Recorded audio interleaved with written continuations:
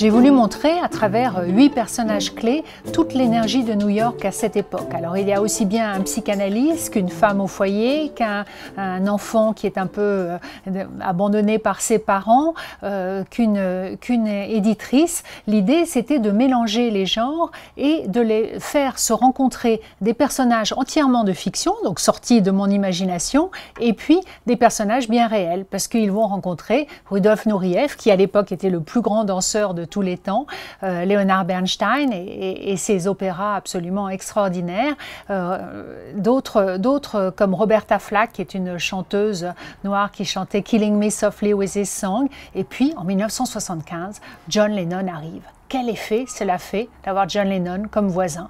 Tout l'immeuble va prendre feu. Certains vont détester l'idée d'avoir un Beatle à côté d'eux. D'autres vont évidemment s'enthousiasmer pour l'idée. À travers la vie de cet immeuble, j'ai voulu montrer la vie d'une ville qui ne dort jamais, qui est vraiment à une époque, je dirais, sexy et dangereuse, et une décennie qui a changé finalement notre regard sur les États-Unis.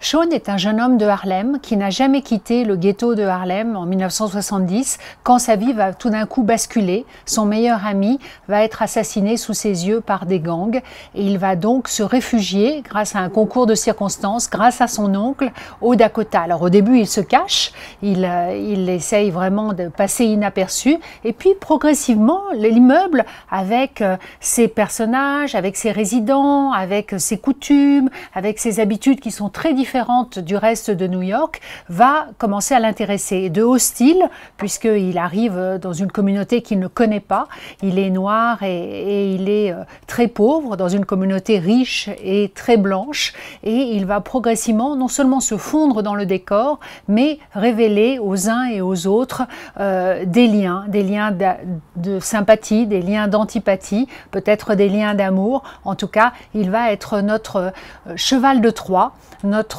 sésame, notre témoin pour rentrer à l'intérieur de cet immeuble.